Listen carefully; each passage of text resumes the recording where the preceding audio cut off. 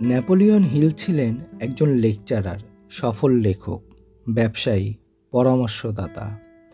তিনি 1883 সালে ভার্জিনিয়ার দক্ষিণ পশ্চিমের একটা দুর্গম পাহাড় সমৃদ্ধ এলাকায় কাঠের তৈরি একটি কেবিনে জন্মগ্রহণ করেন। সেখানে সে সময় অপর্যাপ্ত পুষ্টির জন্য বহু ভার্জিনিয়াবাসী দীর্ঘস্থায়ী রোগ শোকে ভুগত। এক সাক্ষাৎকারে অ্যান্ড্রু কার্নেগি হিলকে বলেছিলেন যে একজন সফল মানুষের সাফল্যের দর্শনগুলো অন্য একজনকে সফল হতে সাহায্য করতে পারে। অ্যান্ড্রু কার্নেগি আর ডেল কার্নেগি দুইজন আলাদা ব্যক্তি।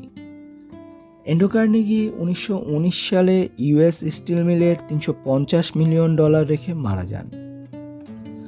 সফলতা অর্জনের 15টি চাবিকাঠি এই বইয়ে তুলে ধরা হয়েছে, যার প্রথম চাবিকাঠি হলো জীবনের লক্ষ্য নির্ধারণ করা। আমরা সকলেই জীবনে সফল হতে চাই। এর জন্য আমাদের প্রথম কাজ হবে আমরা আমাদের জীবনের লক্ষ্য নির্ধারণ করে ফেলব।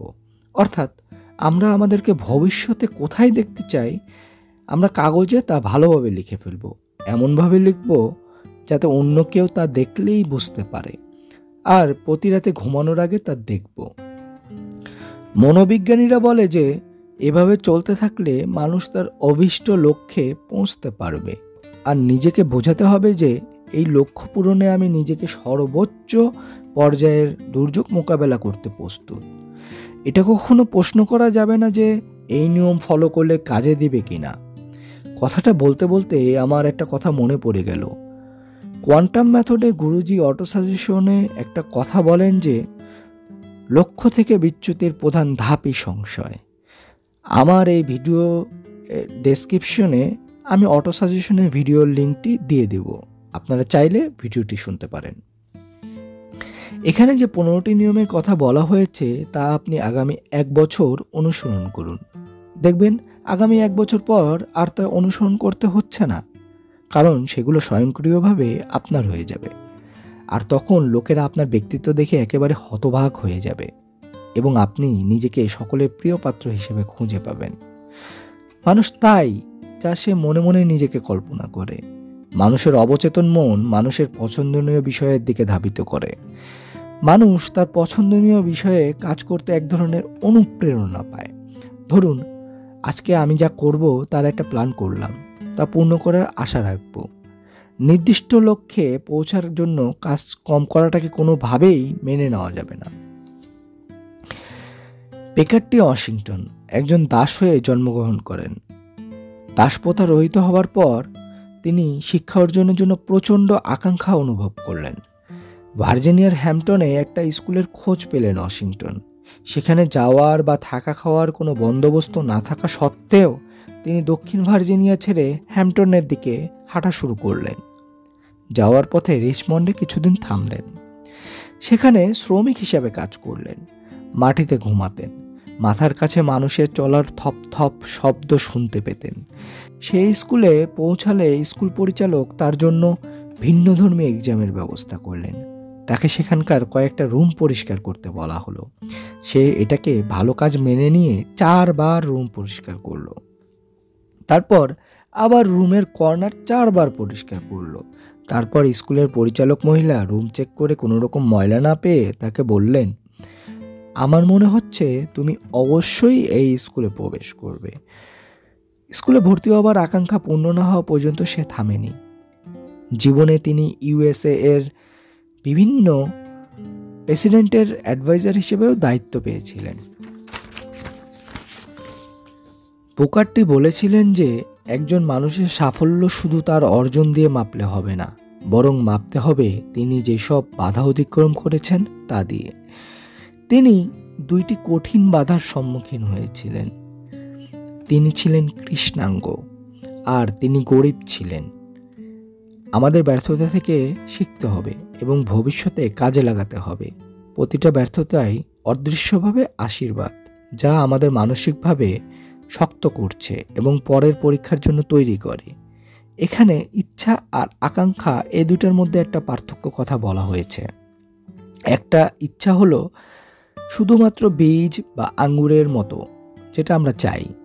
অন্যদিকে যে জিনিসটা কামনা বাসনা হয়ে দাঁড়ায়, এর সাথে থাকে উপযুক্ত পরিবেশ, সূর্যকিরণ এবং বীজ থেকে চারা গাছ ওঠার জন্য এবং বেড়ে ওঠার জন্য যে প্রবল বাসনা আমরা করি, তাই হলো প্রবল আকাঙ্ক্ষা। প্রবল আকাঙ্ক্ষা হলো সেই রহস্যময় শক্তি যা ঘুমের মধ্যেও জেগে ওঠে এবং মানব মস্তিষ্ককে সেই কাজটা করার জন্য ব্যাকুল করে তোলে।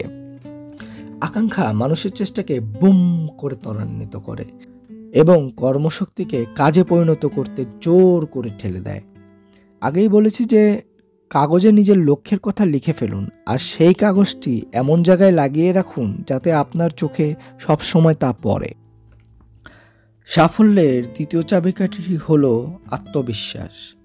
অন্য কেউ আপনার উপর বিশ্বাস করলে আপনার আত্মবিশ্বাস আরও বেশি শক্তিশালী হবে। আপনার প্রতি বিশ্বাস স্থাপনের যোগ্যতা সম্পন্ন আপনাকে হতে হবে। মানুষের কথাবার্তা আপনার জীবনে কিভাবে প্রভাব বিস্তার করে তা একটু দেখি। ধরুন, আজকে আপনার সাথে যাদের দেখা হলো তারা যদি আপনাকে বলে যে আপনাকে সুস্থ দেখাচ্ছে, তাহলে আপনি দিন শেষে সুস্থতা অনুভব করবেন। আপনার আশেপাশের মানুষকে আপনার ভালো কাজের কথাগুলো বলুন, কারণ তারা পরবর্তীকালে যখন আপনার ভালো কাজের প্রশংসা আপনাকে করবে, তখন আত্মবিশ্বাস বেড়ে যাবে। আপনি যদি চান অন্য কেউ আপনার উপর বিশ্বাস স্থাপন করুক, তাহলে আপনাকে অবশ্যই আগে নিজের উপর বিশ্বাস স্থাপন করতে হবে। নিজের সক্ষমতার প্রতি হতাশ হওয়া আর নিজেকে নিজে সাহায্য না করে ছোট করা একই কথা। হিল, যিনি রোড টু সাকসেস লিখেছেন, তার স্ত্রী প্রতিদিন বাইরে যাওয়ার আগে বলতেন, তুমি আজ গত দিনের চেয়েও ভালো কাজ করতে যাচ্ছ। তিনি কখনো তার স্বামীকে সমালোচনা করতেন না, তার স্বামীর প্রতি বিরক্ত হতেন না, বাড়ি ফিরে আসতে দেরি হলেও অপদস্থ করতেন না। তিনি সবসময় তার স্বামীকে বলতেন কি অসাধারণ তার স্বামী। উপরোক্ত পজিটিভ কথাগুলোই তার জীবনে সাফল্য অর্জন করতে সহায়তা করেছে। কিছু কিছু অটো সাজেশন আমরা নিজেদের জীবনে প্রয়োগ করতে পারি, যথা নিজের উপর আমার আত্মবিশ্বাস আছে, আমার পরিবার, বন্ধু, সহকর্মীদের প্রতি আমার বিশ্বাস আছে। যদি আমি আমার সর্বোচ্চ চেষ্টা অব্যাহত রাখি, তবে বিশ্বাস, যোগ্যতা আর সততার মাধ্যমে তা অর্জন করব।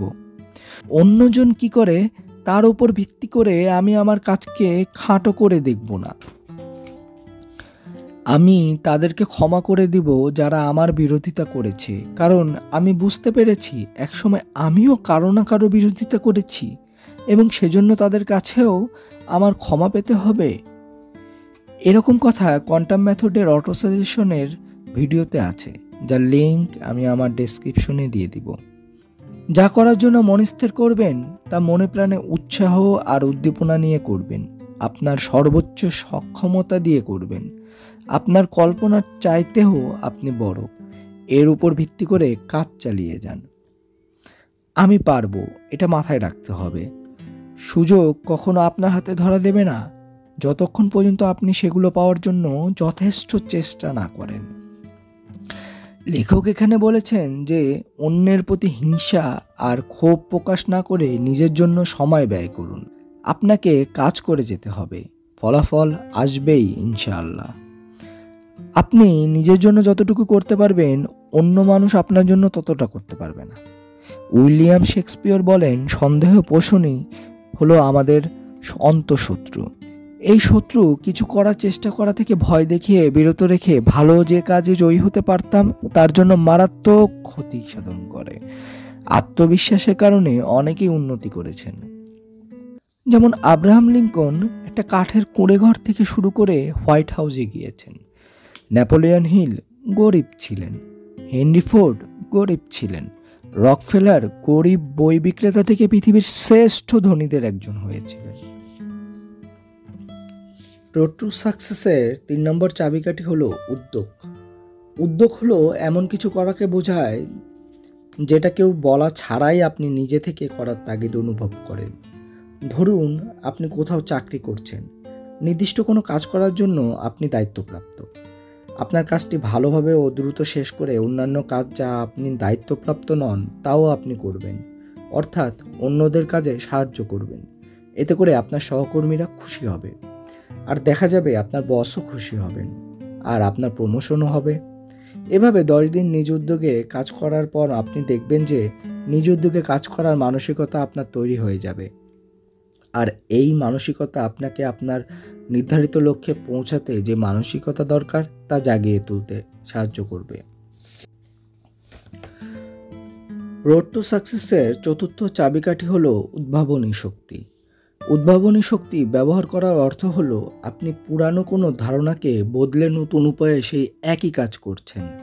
একটি বাস্তব উদাহরণ বর্ণনা করা যাক। একদিন এক ক্যাফেটেরিয়াতে এক যুবক হাতে একটা ট্রে নিয়ে কিছু মানুষের পেছন পেছন লাইন ধরে হাঁটছিল। লাইনে দাঁড়িয়ে থেকে তার উদ্ভাবনী শক্তি জেগে উঠল। সে মনে মনে ভাবল যে যারটা নিয়ে নেবে, এমন একটা মুদি দোকান দিলে ভালো, যেখানে লোকেরা আসবে, যা দরকার তা নিজেদের ঝুলিতে তুলে নেবে, আর যাওয়ার সময় দরজার আগে কাউন্টারে টাকা দিয়ে যাবে। এই সেলফ হেল্প ধারণা কাজে লাগিয়ে তিনি ধনী হয়ে ওঠেন। এই ধারণা কাজে লাগিয়ে তিনি অনেকগুলো দোকান তৈরি করেন। সেই দোকানগুলোতে যারা যান তাদের সময় এবং টাকা বেঁচে যায়। টাকা বেঁচে যাওয়ার কারণ দোকানে পণ্য বিক্রির জন্য অতিরিক্ত লোক রাখলে তাদের বেতন দেওয়ার জন্য মালিক পণ্যের দাম বেশি রাখে। নতুন কি উদ্ভাবনী কৌশল কাজে লাগাবেন তা যদি নিশ্চিত হতে না পারেন, তাহলে আপনার চারিদিকে চোখ বুলান। আপনার কাজটা যদি আগের থেকে কম সময়ে শেষ করতে না পারেন, তবে তেমনই করে যান। কারণ আপনি যে উপায়ে কাজটা করছেন সেটা অত্যন্ত ভালো কোনো উপায়। এই কথাটা আপনাকে মনে রাখতে হবে যে সময় এবং শ্রম বাঁচাতে পারে এমন যে কোনো কিছুই টাকার পরিমাণের যোগ্য। ইউনাইটেড স্টেটস অফ আমেরিকার দক্ষিণের রাজ্যগুলোর বাসিন্দারা তুলা থেকে সুতা তৈরি করত। তুলা ব্যবহারের পরে বীজগুলো তারা ফেলে দিত। ওই বীজগুলো দূরে ফেলে আসতে যে টাকা খরচ হতো তা তাদের জন্য ক্ষতিকর ছিল। একদিন এক যুবক সেদিক দিয়ে ঘুরে বেড়ানোর সময় তুলার বীজগুলো দেখল, আর সেখান থেকে একটি বীজ দাঁতে দিয়ে ভেঙে দেখল, এবং সে বুঝতে পারল যে বীজগুলোতে প্রচুর পরিমাণে তেল আছে।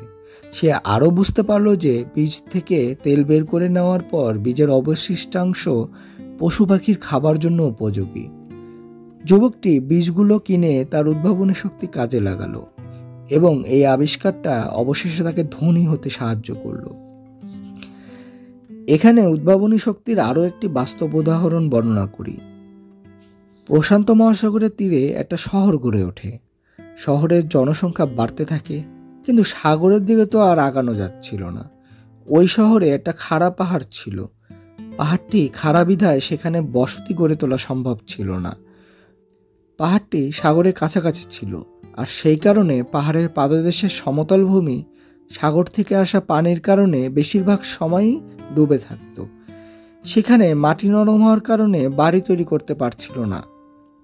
উদ্ভাবনী শক্তি সম্পন্ন এক লোক একদিন সেখানে গেলেন, এবং পাহাড় ঘুরে বেড়ানোর সময় পানিতে ঢাকা সমতল ভূমিতে তার চোখ পড়ল, এবং তার উদ্ভাবনী শক্তি কাজ করা শুরু করলো।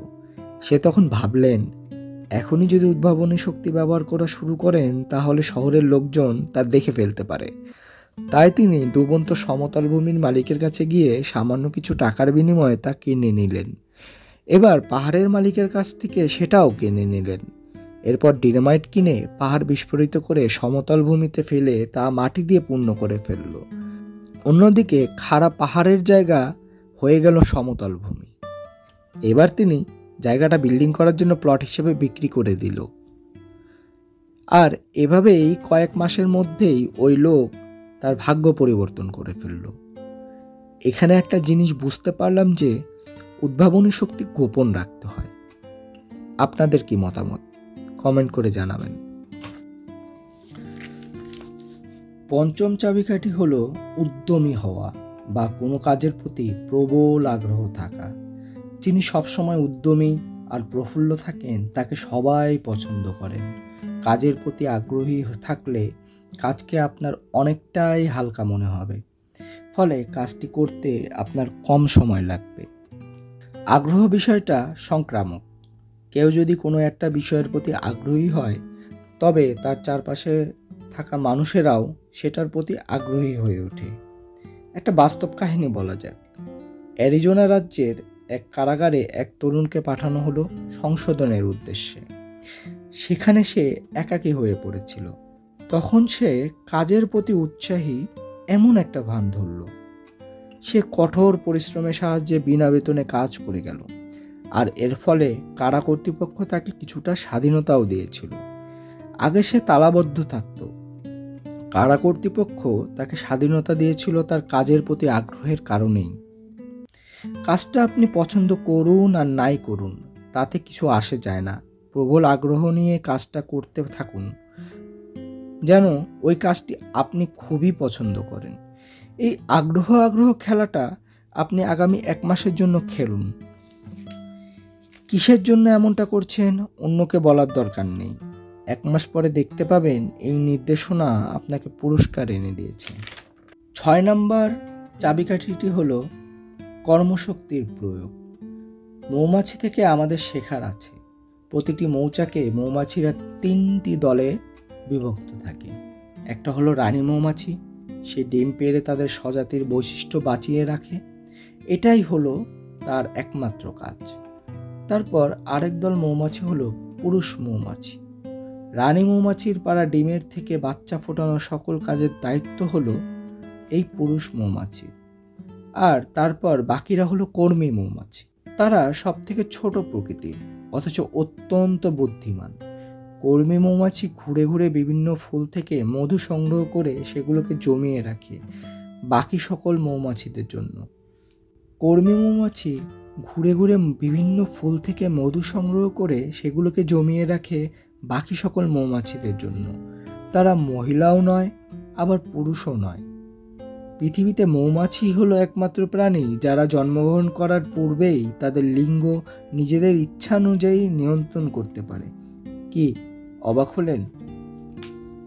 রানী মৌমাছি যদি কোনো কারণে মারা যায়, তবে অন্য পুরুষ মৌমাছি দ্রুত একটা ডিমে এমন এক উপায়ে তা দেয় যে পদ্ধতিটা শুধুমাত্র তারাই জানে, আর যার ফলে দ্রুত নতুন একটা রানী মৌমাছির জন্ম নেয়। প্রকৃতি ওই নির্দিষ্ট পুরুষ মৌমাছিকে যে কাজের জন্য তৈরি করেছে, সে কাজটা শেষ করার পর কর্মী মৌমাছিরা ঝাঁপিয়ে পড়ে তাকে মেরে ফেলে। তাদের মধ্যে একটা এথিক্স আছে, যার কাজ করার মতো কিছুই নেই তাকে অবশ্যই মৃত্যুবরণ করতে হবে। মৌমাছির জীবন থেকে মানুষ যে শিক্ষাটা গ্রহণ করতে পারে তা হলো নিঃস্বার্থপরতা। মৌমাছিরা তাদের ঊর্ধ্বতন মৌমাছির জন্য কাজ করে এবং কখনো তাদের বিরুদ্ধে যায় না। তারা কিছু নির্দিষ্ট গর্তে মধু সংগ্রহ করে, আর সেখান থেকে পুরো দল যার যতটুকু প্রয়োজন মধু খেয়ে নেয়। আমাদেরকে পাওয়ার কথা বাদ দিয়ে দেয়ার কথা মাথায় রাখতে হবে। মানুষ মৌচাক ভেঙে মধু সংগ্রহ করে, কিন্তু মৌমাছি অভিযোগ না করে যতক্ষণ পর্যন্ত ক্ষমতা থাকবে ততক্ষণ পর্যন্ত মধু সংগ্রহ করার চেষ্টা চালিয়ে যেতে থাকে। জীবনে চলার পথে আপনার সামনে হাজারো বাধা বিপত্তি আসবে। ব্যর্থতা আপনাকে মুখ থুবড়ে পড়ে যেতে বাধ্য করবে, কিন্তু একটা বিষয় সব সময় মনে রাখবেন, যতটা বাধার সম্মুখীন হবেন এবং তা উতরে যাবেন, ততটা শিক্ষা আপনার অভিজ্ঞতার ঝুলিতে জমা হবে। এর ফলে আপনি সামর্থ্যবান হয়ে উঠবেন এবং পরের বাধা টপকানোর জন্য তৈরি হয়ে উঠবেন। নতুন বছরটাকে যদি আপনি পুরস্কারের চিন্তা না করে আগের চেয়ে কঠোর পরিশ্রম, আরও অগ্রসরমান কোনো কাজ করার দৃঢ় মনোবল নিয়ে শুরু করেন, তবে এই বছরটা আপনার পূর্বের যে কোনো বছরের অর্জনের চাইতে বেশি অর্জন হতে যাচ্ছে বলে ধরে নিতে পারেন। যিনি জীবনে বহু বাধা টপকে এগিয়ে গেছেন, তার প্রতি দয়া দেখিয়ে সময় নষ্ট করবেন না। তিনি নিজেকে দেখে রাখতে পারবেন, বরং আপনার সহানুভূতি এমন কারো প্রতি দেখান যিনি রূপোর চামচ মুখে নিয়ে জন্ম নিয়েছেন এবং যিনি কখনো ক্ষুধার কষ্ট জানেন না। রোড টু সাকসেসের 7 নম্বর রুলসটি হলো আত্মনিয়ন্ত্রণ। আমি সম্পূর্ণরূপে বিশ্বাস করি মানুষের জীবনে সবচেয়ে বড় শিক্ষাগুলোর মধ্যে একটা হলো আত্মনিয়ন্ত্রণ। একজন মানুষ যতক্ষণ না আত্মনিয়ন্ত্রণ করতে শিখতে পারবে, ততক্ষণ পর্যন্ত সে অন্য কারোর প্রতি তার প্রভাব বিস্তার করতে পারবে না। আঘাতের বদলতে আঘাত করার অভ্যাসটা হলো আমাদের দুর্বলতা, কারণ এটা অধপতনগামী এবং যারা এর চর্চা করে তাদের কর্মক্ষেত্রে উন্নতির ক্ষেত্রেই খুবই ক্ষতিকর। পৃথিবীর মহান ব্যক্তি তারাই হয়েছেন যারা নিজেদের ক্রোধকে নিয়ন্ত্রণ করতে পারেন। এই বইয়ে আরেকটি কথা বলা হয়েছে যে যদি সেবাদানকারীকে নিশ্চয়তা দান করা হয় যে সে তার সেবার মূল্য কাজ শেষ হওয়ার পরেই পেয়ে যাবে, তবে সে আরও বেশি ও উন্নত সেবা প্রদানে উৎসাহিত হয়। থিওডর রুজভেল্ট বলেন, কঠোর পরিশ্রম, ন্যায় বিচার, সঠিক পরিকল্পনা এবং আগামী দিনের জন্য অতিরিক্ত কাজ না করলে আমি কখনো বিজিত হতে পারতাম না। আমি কঠিন দুঃখ কষ্ট ও কঠোর পরিশ্রমের মধ্য দিয়ে নিজেকে দক্ষ করেছি। শুধুমাত্র শরীরকে নয়, আমার আত্মা ও মনকেও প্রশিক্ষিত করতে হয়েছে। একই চারিত্রিক বৈশিষ্ট্যের অধিকারীদের মধ্যে বন্ধুত্ব হয়, এ কথাটা একদম পরীক্ষিত সত্য। লেখক হিল বলেন যে একজন বিশিষ্ট গোয়েন্দা আমাকে বলেছিলেন, সন্ত্রাসীকে খুঁজে বের করতে চারিত্রিক বৈশিষ্ট্যের এই আকর্ষণ নীতি তার প্রধান হাতিয়ার। হিল এই বইয়ে আত্মবিশ্বাসে উন্নতি করার কথা বলেছেন, আর এই জন্য হিল বলেছেন যে তাকে নিজের ভালো গুণগুলো সকলের সামনে তুলে ধরতে হবে। আত্মনিয়ন্ত্রণ উন্নত করতে চাইলে আপনাকে অবশ্যই উদার মনের হতে হবে এবং যারা আপনার রাগকে বাড়িয়ে দিতে সচেষ্ট তাদেরকে ক্ষমা করে দেওয়ার মানসিকতা তৈরি করতে হবে। প্রতিপক্ষের সাক্ষীকে যখন জেরা করা হয় তখন বিচক্ষণ আইনজীবী সর্বপ্রথম যে কাজটা করেন তা হলো প্রতিপক্ষের সাক্ষীকে রাগিয়ে দেন, যাতে করে সাক্ষী আত্মনিয়ন্ত্রণ করতে ভুলে যান এবং সত্য স্বীকার করে নেন। ক্রোধ হলো পাগলামির একটা স্তর, আর ভারসাম্য ব্যক্তি সকল পরিস্থিতিতে শান্ত এবং সুচিন্তিত থাকবেন। যিনি সর্বশ্রেষ্ঠ আত্মনিয়ন্ত্রণের চর্চা করেন তিনি কখনো তার প্রতিবেশীর প্রতি দুর্নাম রটাবেন না। তার স্বভাবই হবে সবসময় গড়ে তোলা, ধ্বংস করা নয়। রোড টু সাকসেসের 8 নম্বর রুলটি হলো, বিনিময়ে পাওয়া পুরস্কারের চেয়ে বেশি কাজ করার অভ্যাস গড়ে তুলুন। জীবনযুদ্ধে কঠিন সংগ্রাম করে গরিব থেকে ধনী হন। 10 বছর আগে আমি শিকাগোতে এডউইন সি বার্নেসের অফিসে গিয়েছিলাম তাকে ছোট্ট একটা কথা জিজ্ঞেস করতে, তবে এ বিষয়ে তার কথা বলার বিন্দুমাত্র আগ্রহ থাকার কথা নয়। মিস্টার বার্নেসের সাথে আমি সরাসরি মুখোমুখি হয়েছিলাম যখন তিনি বেরিয়ে যাওয়ার সময় ওয়েটিং রুম পেরিয়ে যাচ্ছিলেন। আমি বলেছিলাম, এডিসনের ফ্যাক্টরি যদি অডিও রেকর্ডিং সিরিজ তৈরি করেন তবে সেটা দিয়ে আমি পাবলিক বক্তৃতা শেখানোর সময় ব্যবহার করতে পারব। বার্নেস জানেন যে এডিসনের কারখানা বিশেষ ধরনের কাজের জন্য অডিও রেকর্ডিং যন্ত্র তৈরি করবেন না। তারপরও সে গাড়িতে করে শহরের অন্য প্রান্তে তার কোম্পানির প্রতিদ্বন্দ্বীর কাছে নিয়ে গেলেন। তিনি বড়জোর যা করতে পারতেন যে যারা এই কাজ করে তাদের ঠিকানা দিয়ে দিতে পারতেন। এখানে তার ব্যবসায়িক কোনো লাভ হবে না, এটা বার্নেস ভালো করেই জানতেন। তারপরও যেখানে যাকে সম্ভব সহযোগিতার অভ্যাস তিনি গড়ে তুলেছিলেন, সেখান থেকে কোনো উপকার তার হোক বা না হোক। বার্নেসের শ্রুতলেখক যন্ত্রের কোম্পানি ছিল।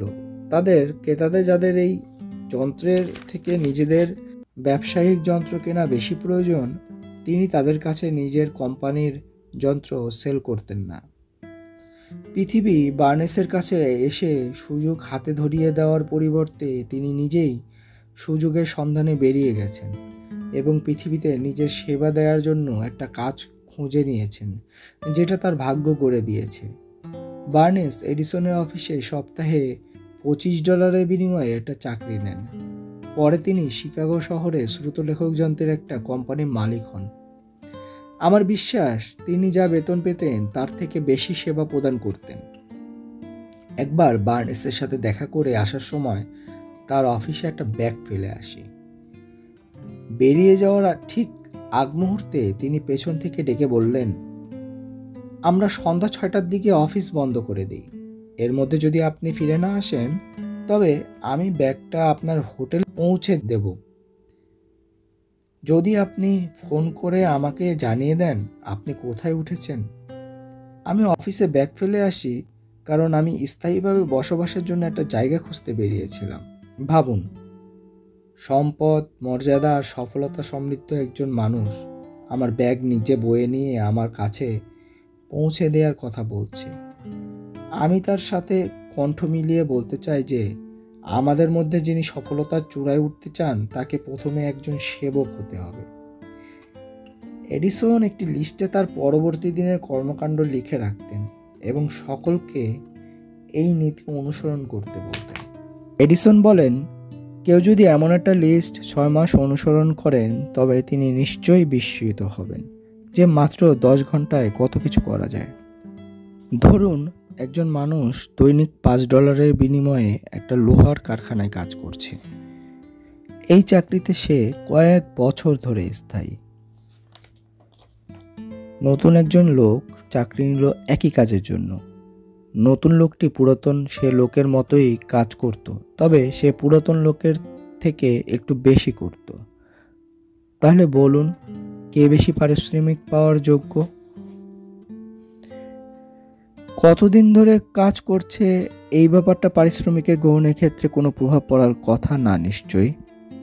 আর যদি এই বিষয়টা প্রভাব ফেলতো তবে বিল্ডিংয়ের দ্বাররক্ষীর দায়িত্বে থাকা পুরনো সেই ব্যক্তি বিল্ডিংয়ের নতুন আগত কোষাধ্যক্ষের চেয়ে বেশি পারিশ্রমিক পেত, কারণ সে এই বিল্ডিংয়ের নিরাপত্তা প্রদান করছে বিগত 10 বছর ধরে। রোড টু সাকসেসের 9 নম্বর গোল্ডেন রুলটি হচ্ছে আকর্ষণীয় ব্যক্তিত্বের অধিকারী হওয়া। নেপোলিয়ন হিল যেই ম্যাগাজিনে লিখতেন সেখানকার একটি পাঠকের উদাহরণ দিয়ে বলা যাক। নেপোলিয়ন হিল বলছেন, সেই পাঠক ডজনখানেক ফার্মে চাকরির জন্য গিয়েছিল, কিন্তু কেউই শেষ পর্যন্ত তাকে চাকরি দিতে রাজি হয়নি। তাকে বলেছিলাম চাকরি খুঁজতে গিয়ে সে কি বলতো সেটা আমাকে বলতে। সে কথার মাধ্যমে আমার সামনে একটা চিত্রপট তুলে ধরল। সে চাকরির জন্য যেত আর জানতে চাইতো কোনো পদ খালি আছে কিনা। প্রশ্নের জবাব পাওয়ার আগেই সে তাদেরকে বলতো কোনো রকমের পারিশ্রমিক ধরলেই তার জন্য যথেষ্ট। যত তাড়াতাড়ি সে আবেদন করত ঠিক তত দ্রুতই তাকে আবার ফিরে আসতে হতো। আমি দেখলাম এমন এক জোড়া জুতো সে পরেছিল যেগুলোর গোড়ালির দিকটা ক্ষয়ে গেছে। একটা টুপিও তার মাথায় ছিল, আর বাকি কাপড় ছিল চলার মতো। তাকে দেখে কিছু উপদেশ দিলাম, যেগুলো ছিল এমন: এখান থেকে বেরিয়ে একজন মোচির কাছে যাও আর জুতো জোড়া ঠিক করাও। এটা তোমার আত্মবিশ্বাস বাড়িয়ে দেবে, যেটা এই মুহূর্তে তোমার খুবই জরুরি।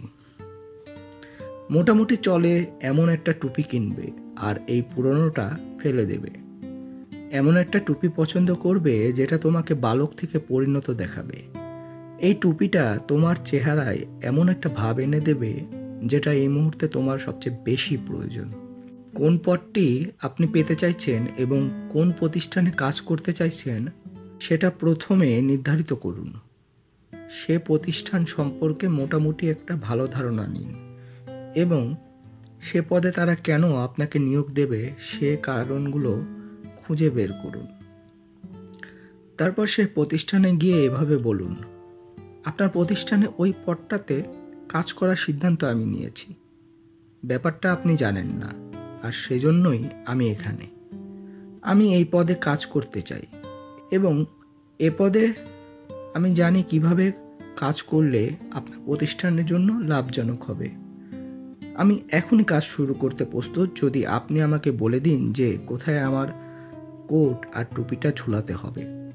আর হ্যাঁ, বেতন ধরে নিন আগামী 7 দিন আপনি আমাকে এখানে দেখেননি, আর তারপর যদি দেখেন যে এখানে কাজ করে আমি আপনার জন্য কোনো লাভ করে দিয়েছি, তবে খামে আমার বেতনটা দিতে পারেন। সে পাঠকের কথায় আসা যাক।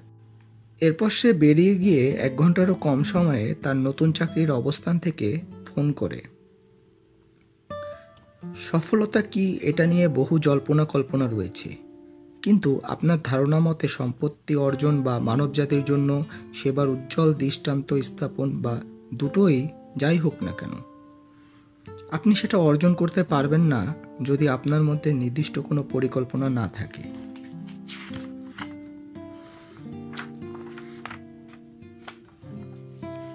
যে বেতন সে পাওয়ার যোগ্য সেক্ষেত্রে তার অভিজ্ঞতা, সামর্থ্য এবং তার বয়স কোনো বয়স কোনো কাজে আসে না। কতটুকু সেবা সে দিতে পারছে সেটা ছাড়া অন্য কিছুই কাজে আসে না। এমন কারোর সাথে প্রতিযোগিতা করার ক্ষেত্রে আপনার মধ্যে ভয় থাকার দরকার নেই যে বলে, এটা করার জন্য আমাকে পারিশ্রমিক দেয়া হবে না, আর তাই আমি এটা করবও না। সে ওই চাকরির ক্ষেত্রে আপনার জন্য সত্যিকারের প্রতিযোগী নয়। কিন্তু তার দিকে নজর রাখুন যে বলে, এই কাজটি শেষ না হওয়া পর্যন্ত আমি এই ডেস্ক থেকে সরছি না। এমন লোকের প্রতি খেয়াল রাখুন যে আপনাকে চ্যালেঞ্জ করেনি, কিন্তু চুপিসারে সে আপনাকে পেরিয়ে যেতে চাইছে। মিস্টার বার্নেস কিছু বিক্রয়কর্মী নিয়োগ করেছেন যারা এডিফোন বিক্রি করে। তার একটা নীতি আছে, কোনো বিক্রয়কর্মী এমন কারো কাছে এটা বিক্রি করতে পারবে না যার সত্যিকার অর্থে এই যন্ত্রটা দরকার নেই। এরপর তার ব্যবসার আরেকটা নীতি ছিল, কোনো বিক্রয়কর্মী কোনো প্রতিষ্ঠান বা ব্যক্তিগতভাবে কারো কাছে বিক্রয় করতে পারবে না যদি তাকে অর্থনৈতিকভাবে উপকৃত না করে। তার ধারণা, একটা শ্রুতি রেকর্ডিং মেশিন ততক্ষণ পর্যন্ত বিক্রি হয়নি যতক্ষণ পর্যন্ত তার গ্রাহকের সাধারণ আয়ু শেষ হওয়ার আগে পর্যন্ত সন্তোষজনক সুবিধা ভোগ করতে না পারেন। আর এই এডিফোনের স্বাভাবিক গড় আয়ু কয়েক বছর। যারা তার এডিফোন নিয়েছেন, বার্নেস প্রতি মাসে একজনকে পাঠান সেগুলো ঠিকঠাক চলছে কিনা এবং ব্যবহারকারীকে সন্তোষজনক সুবিধা দিচ্ছে কিনা। বাজারে আরও বহু প্রতিষ্ঠানে ডিকটেটিং মেশিন আছে। এমনও হতে পারে এডিফোনের মতোই যথেষ্ট ভালো, কিন্তু যতদূর পর্যন্ত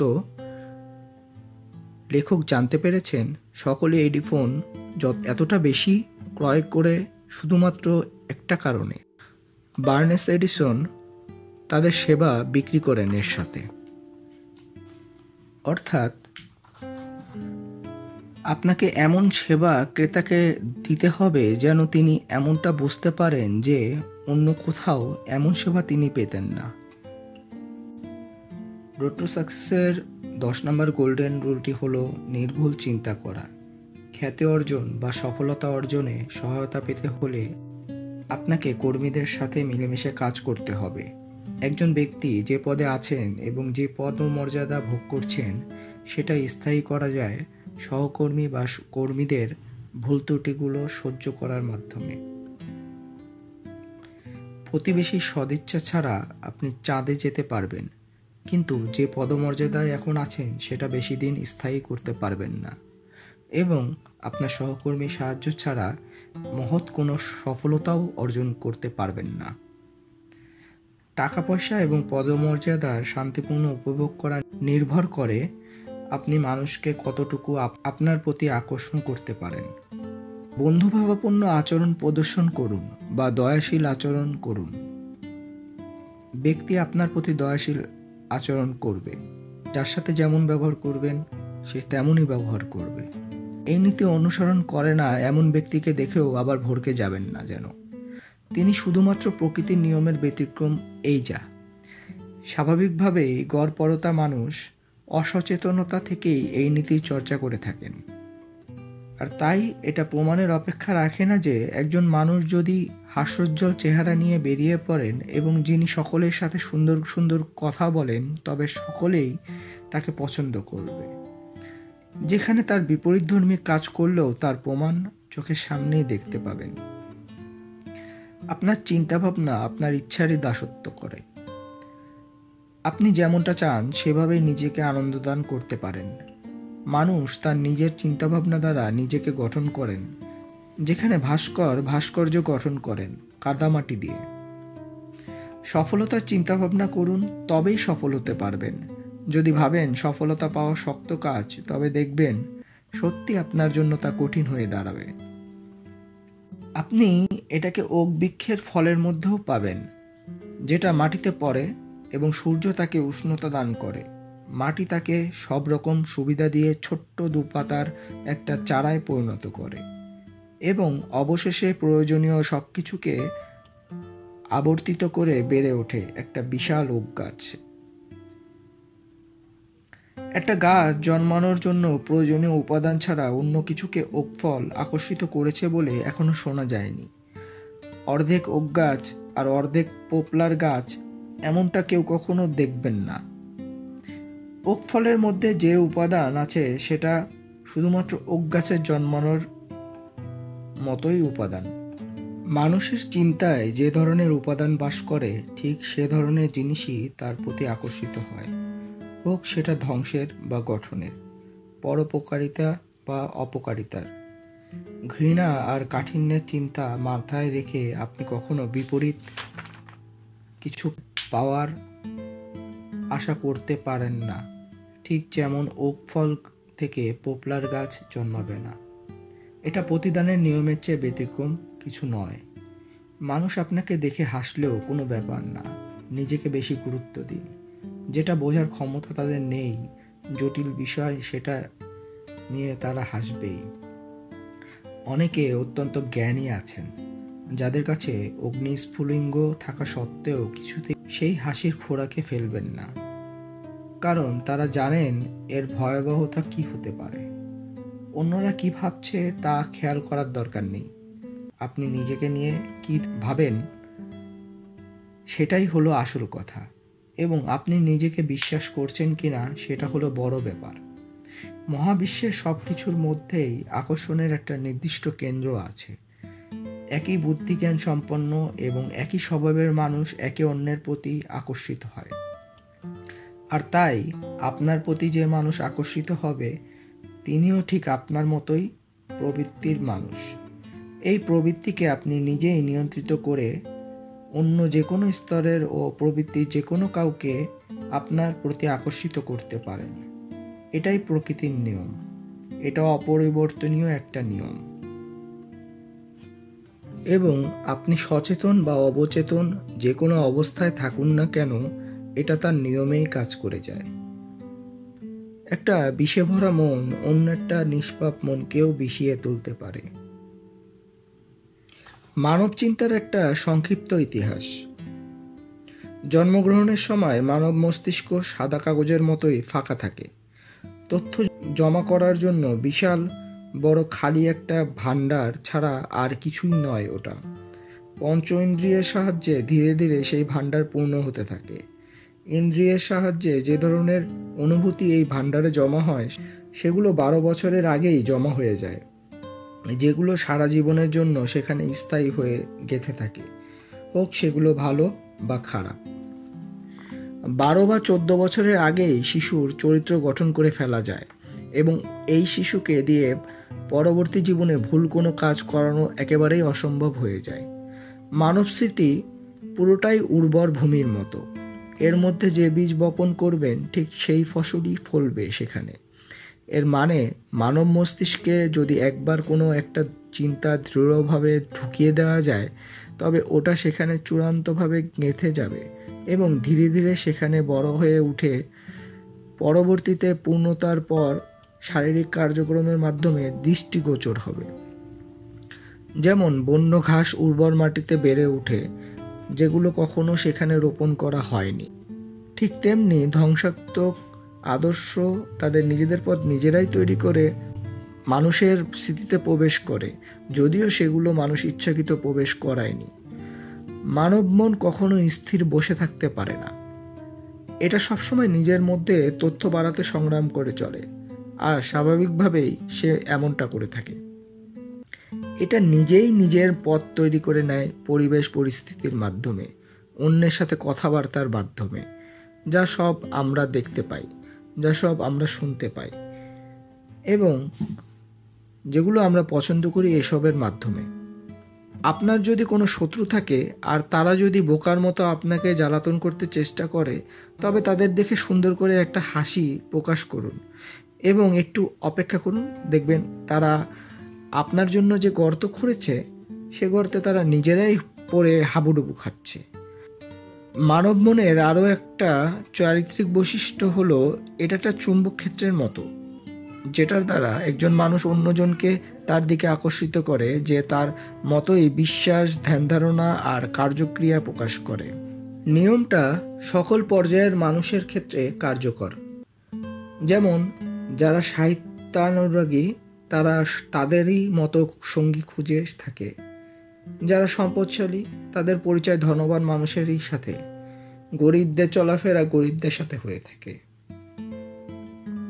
আপনি এমন কারো প্রতি আকর্ষিত হতে শুরু করেছেন যার মধ্যে আপনারই মতো আদর্শগত দিক রয়েছে। অতীতের ভুল, ব্যর্থতা, দুঃখ, কষ্ট থেকে মুক্তি দেওয়ার জন্য সময়ই হলো সঠিক নিরাময়। চেষ্টা করেও যদি আপনি ব্যর্থ হন তবে অপেক্ষা করেন। যদি আপনি নিজের প্রতি বিশ্বস্ত থাকেন তবে সময়ই ভাগ্যের চাকা সফলতার দিকে উল্টে দেবে। এটা এমন কোনো নতুন ভিন্নধর্মী কিছু বৈশিষ্ট্য নয় যেটা আপনি পড়ছেন। এটা খামখেয়ালি কোনো নিয়ম নয়। এটা কোনো ভারসাম্যহীন গোঁড়ামিপূর্ণ চিন্তা চেতনার প্রকাশ নয়। এটা স্বাভাবিক বৈজ্ঞানিক একটা তত্ত্ব যেটা যে কোনো মনোবিজ্ঞানী অনুমোদন করবেন।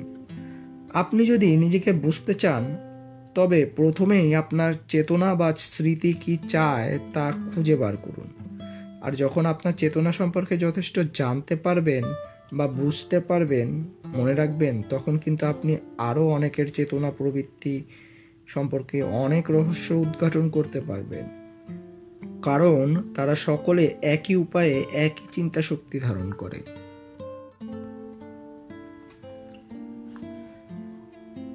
11 নম্বর গোল্ডেন রুলটি হলো একাগ্রতা।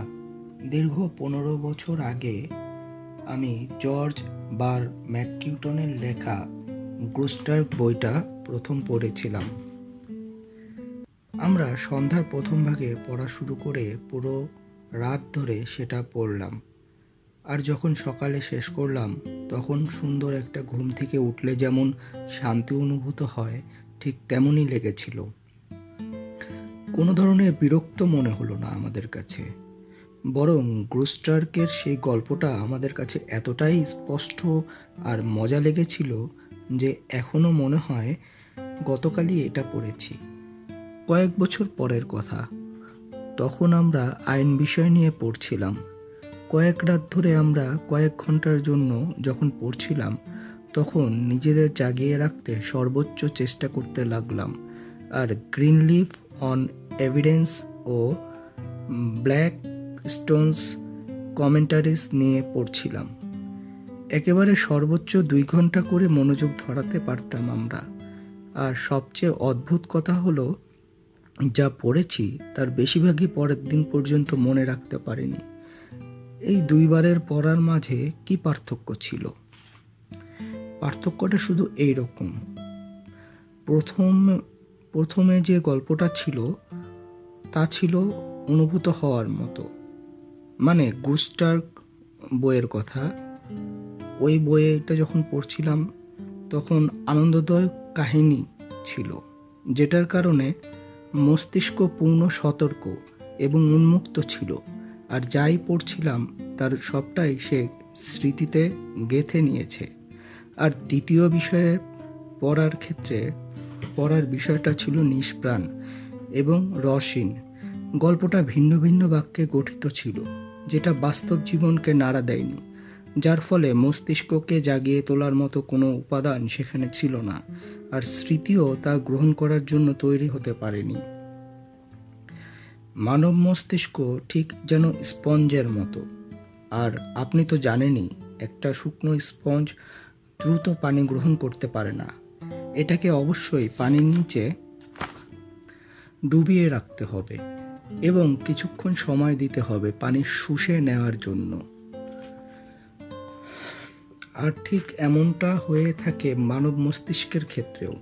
তাকে অবশ্যই জাগিয়ে তুলতে হবে, না হয় যেসব তথ্য পঞ্চ ইন্দ্রিয়ের সাহায্যে তার কাছে পাঠানো হচ্ছে সেগুলো সে জমা করবে না। আপনি যদি ফোরম্যান হয়ে থাকেন আর আপনার অধস্তন নারী পুরুষ থেকে থাকে, তবে তাদের মস্তিষ্ককে জাগিয়ে তোলার পথ খুঁজে বার করুন। তাদের হাতে যে কাজ আছে সেটাকে আনন্দদায়ক করার মাধ্যমে হতে পারে, যে কাজ করছে সেটার প্রতি ভালোবাসা জন্মানোর মাধ্যমে। যেভাবেই হোক তাদের স্মৃতিকে জাগিয়ে তুলুন, আর দেখবেন সেখানে আপনি সকলের লক্ষণীয় ব্যক্তিতে পরিণত হয়েছেন। কর্মীদেরকে বোনাস দিতে পারেন, যে বা যারা অন্য কারো বা অন্য কোনো দলের আগে কাজ শেষ করতে পারলে তাকে বা তাদেরকে বোনাস দেওয়ার মাধ্যমে কাজের প্রতি প্রতিযোগিতা সৃষ্টি করে দিতে পারেন। একজন মানুষ বেশিরভাগ সময় কী নিয়ে চিন্তাভাবনা করে যদি বলেন, তবে আমি একেবারে নিখুঁতভাবে ওই ব্যক্তির কার্যক্রমের বিশ্লেষণ করে দিতে পারবো। আপনি সারাক্ষণ কার্পণ্য, দুঃখ, কষ্ট, দরিদ্রতা এবং রোগবালাই নিয়ে চিন্তা করবেন, আর স্বাস্থ্য, সমৃদ্ধি এবং সুখ আপনার কাছে এসে ধরা দেবে, এমনটা কখনো হতে পারে না। এই দুই মেরুর বৈশিষ্ট্যগুলো কখনো একই বিছানায় ঘুমাতে পারে না। যদি মহান কোনো মানুষের ব্যক্তিত্বের মতো নিজেকে গড়ে তুলতে চান, তবে আপনার রুমের দেয়ালে তাদের আদর্শ বাণীগুলো ঝুলিয়ে রাখুন, যেগুলো আপনি বেশি পছন্দ করেন। টেবিলে পছন্দের লেখকদের বই রাখুন, যাতে করে সেগুলো হাতের কাছেই থাকে। আর হাতে একটা পেন্সিল নিয়ে মাঝে মাঝে সেই বইগুলো নিয়ে বসুন। আপনাকে ভাবিয়ে তুলে এমন লাইনগুলো দাগিয়ে রাখুন। উন্নত চিন্তাভাবনা দিয়ে আপনার মস্তিষ্ক ভরপুর করে রাখুন। আর দ্রুতই দেখতে পাবেন যে পরিবেশ আপনি সৃষ্টি করেছেন সে অনুযায়ী আপনার মন মানসিকতাও সৃষ্টি হয়ে যাচ্ছে। একজন বৃদ্ধ মহিলা 12 বছর ধরে বিছানায় পড়েছিলেন। অন্য কারো সাহায্য ছাড়া তিনি চলাফেরা করতে পারতেন না। একদিন এমন একজন লোক সে বাড়িতে এলো যার মধ্যে মানুষের মন সম্পর্কে সামান্য ধারণা আছে। বৃদ্ধ মহিলার আত্মীয়স্বজন সকলকে নিয়ে একটা সভা করে তাদেরকে জানালেন সকলে যদি ঘরটা খালি করে দেয় এবং বৃদ্ধ মহিলাকে বুঝতে দিতে হবে যে তিনি এই ঘরে একেবারে একা আছেন, তবে তিনি মহিলাকে সুস্থ করে তুলতে পারবেন। সকলে বেরিয়ে গিয়ে যখন পুরো ঘরটা খালি করে দেওয়া হলো, তখন তিনি হঠাৎই বৃদ্ধ মহিলার খাটে আগুন ধরিয়ে দিলেন। চিৎকার দিয়ে মহিলা এক লাফে নিজের কাপড় গুছিয়ে নিয়ে রুম থেকে বেরিয়ে গেলেন, যেন একেবারে সুস্থ একজন মানুষ। এরপর থেকে ওই মহিলা এখন স্বাভাবিক মানুষের মতোই আচরণ করছেন। আসলে তিনি বিছানায় পড়েছিলেন শুধুমাত্র মনের জোর ছিল না বলে। ঠিক একই কারণে আমাদের মধ্যে বেশিরভাগ লোকই গরিব থেকে যায়। একটা ভাবনা মাটিতে পুঁতে দেয়া একটা বীজের মতো, যেটা সময় মতো তারই স্বভাবের ফলাফল বয়ে আনে, অপেক্ষা করে আর বড় হয়ে ওঠে। আর তাই ভাবনাতে বাজে চিন্তাধারা ধারণের সুযোগ দেওয়া অত্যন্ত ধ্বংসাত্মক হতে পারে। এই ধরনের চিন্তাধারা আগে বা পরে যে কোনো সময় শারীরিক কার্যক্রমের মাধ্যমে প্রকাশ হবেই। রোড টু সাকসেসের 12তম গোল্ডেন রুলটি হলো অধ্যবসায়। যে কোনো উদ্দেশ্য, সেটা ছোট বা বড়, গুরুত্বপূর্ণ বা অন্য যা হোক, কোনো না কোনো অবস্থাতে সফলতা অর্জন করতে পারবেন না যদি আপনি যা অর্জন করতে চান তা কেবলমাত্র ভেবেই গেলেন আর চুপচাপ বসে থাকলেন, কষ্টকর কোনো প্রচেষ্টা ছাড়াই। চাইলেই যে কেউ কিছু একটা করা আরম্ভ করতে পারে, কিন্তু তিনি যা শুরু করেছেন সেটা সম্পূর্ণ করতে তথাকথিত প্রতিভাবান যথেষ্ট সাহসিকতা, আত্মবিশ্বাস আর সহনশীল হতে হয়। সফলতা কখনো সব দিক থেকে বা খুব দ্রুত এসে ধরা দেয় না। দীর্ঘ সহনশীলতার মাধ্যমে সেবাই সফলতা অর্জনের রস আস্বাদন করার যোগ্য। ধরুন, প্রথম বছরে জুতো বিক্রিত হওয়ার জন্য কেউ সিদ্ধান্ত নিলেন, তারপর আবার পরের বছর সিদ্ধান্ত পরিবর্তন করে চাষ করার পরিকল্পনা করলেন এবং তৃতীয় বছরে জীবন বীমার চাকরি করার চেষ্টা করলেন। তিনি তো বিগত 3 বছরে 3 বার ব্যর্থ হওয়ার যোগ্য। এর বদলে তিনি যদি গত 3 বছর একটা নির্দিষ্ট কিছু করার চেষ্টা করতেন, এতদিনে তিনি নিশ্চয়ই ওই ক্ষেত্রে সফল হতে পারতেন। প্রথমত, অন্তত পরের 1 বছরের জন্য প্রধান একটা নির্দিষ্ট লক্ষ্য নির্ধারণ করুন, তবে আগামী 5 বছরের জন্য হলে ভালো হয় এবং উদ্দেশ্যটা স্পষ্ট করে খাতায় লিখে ফেলুন। দ্বিতীয়ত, প্রধান এই উদ্দেশ্যটাকে একটা কাঠের প্ল্যাটফর্মে লাগিয়ে দিন এবং কিছুটা পড়ুন। হতে পারে এভাবে: আগামী এই কয়েক বছর এই বিষয়গুলোর জন্য আমি নিজেকে নিবদ্ধ করলাম, শুরু থেকে সম্পূর্ণ করে সফল হওয়ার জন্য। আর এই সৌরজগতে এমন কোনো কিছু নেই যা আমাকে আমার কাজ থেকে বিরত রাখতে পারে। প্রথমবারের চেষ্টায় একেবারে দক্ষতার সহিত মনোযোগ ধরে রাখার আশা করবেন না। ছোট যে কাজটা করছেন সেখানে মনোযোগ ধরে রাখা শিখুন প্রথমে। যেমন পেন্সিল ছাঁচা, কোনো কিছু প্যাক করা, কোনো চিঠিতে কাউকে উদ্দেশ্য করা, আরও কত কিছু হতে পারে। প্রতিটা কাজে মনোযোগ ধরে রাখার অভ্যাস করুন, কাজটা যতই ছোট হোক। 13 নম্বর গোল্ডেন রুলটি হচ্ছে ব্যর্থতা থেকে শিক্ষা গ্রহণ। ব্যর্থতাই আমাদেরকে সহনশীল হতে শেখায়, অধ্যবসায়ী হতে শেখায়।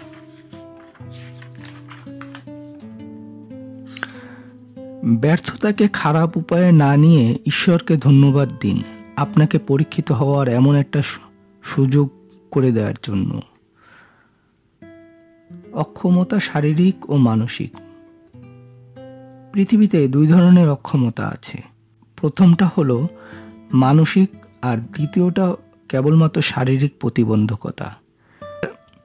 দ্বিতীয়টা নিয়ে আমাদের এতটা চিন্তা হতে হয় না, যেখানে মস্তিষ্ক যদি সক্ষম, সুস্থ অথবা এখনো সুপ্ত বা একেবারে অপরিণত হলেও।